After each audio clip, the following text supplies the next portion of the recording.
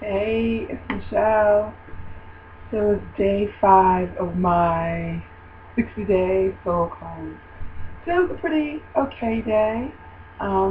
Spent most of the day at home. I did go to a spin class this morning, so I spent most of the day um, cleaning my house after I came home from the gym.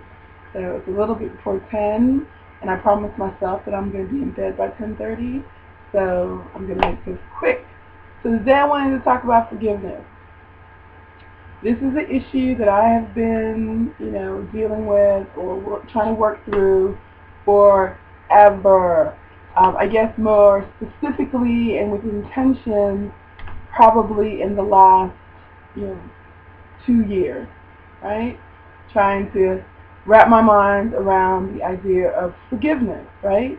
And I know I'm not the only person in the world who crappy things have happened to, and I'm grateful that I haven't turned into a bitter, psychotic person who pulls the ears off a bunny rabbit, but I still find myself struggling to know what real forgiveness looks like.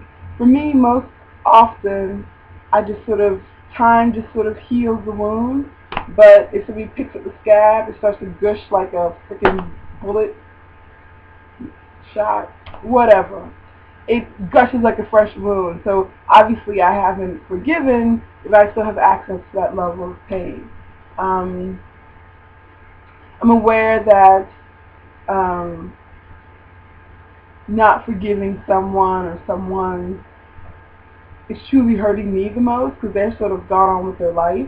But I really struggle with the idea of what does forgiveness look like. I keep thinking if I forgive someone, then that lets them off the hook. They never have to make amends or say they're sorry, or that something crappy doesn't have to happen to them as a result of the crappy thing they did to me. So I struggle with that because I'm always looking at what is their consequence for it.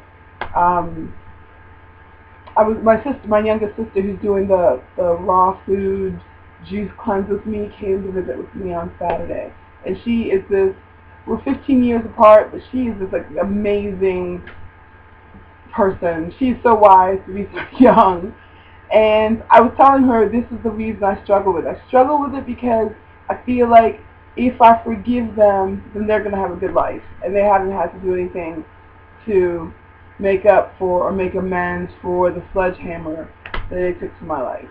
So, I know forgiveness is supposed to free me, but I often find myself looking back and saying, when is justice and fairness going to enact themselves on the person who's wronged me? I don't know. I struggle with that. I'm sure lots of people struggle with that. There's this great book that I discovered in some book piles last year, and I actually did a book review on it called Forgiving the Unforgivable. And I was looking for it before I started this video, but I think somebody stole it when they came to my house. It is a fabulous book. I'm going to try to put either the picture of the book or the title of the author, if I can scrounge her up on Google.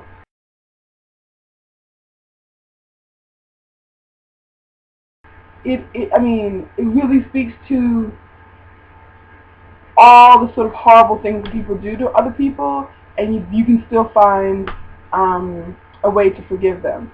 She opens the book with the story of a woman who had some sort of cancer, let's say breast cancer, and she comes home and finds her husband in a moving truck in the driveway. And it turns out he's been having an affair with a woman that he's going to leave his wife for, and he's going to take the kids and request full custody of the kids because she's sick. And he just gets in the truck and he drives off.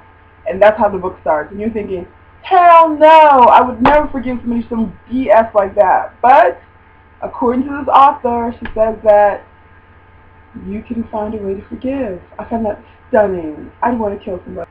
Forgiveness. It is something I want to embrace. It is. I know it sounds like I'm being hard-headed, but I'm not. It's just that I feel like the person will be getting off. I know I've already said that, but ultimately that's what I feel. So my sister came with this great idea to help me with both my forgiveness and my prayer practice. She sees them as linked together, smarty pants.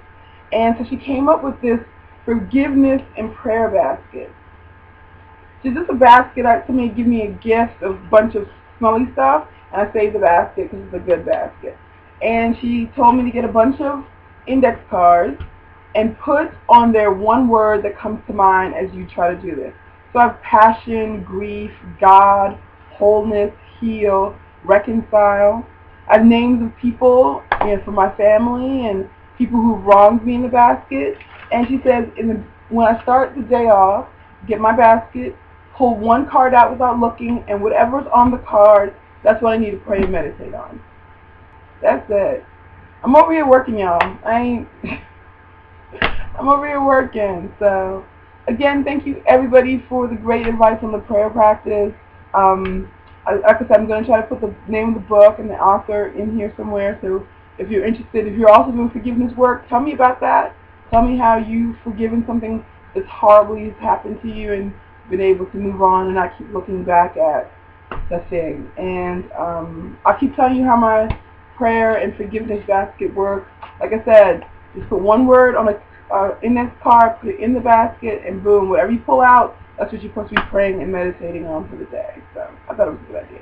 And it worked in some odd, horrible way this morning. So that's it. I'll talk to you guys later.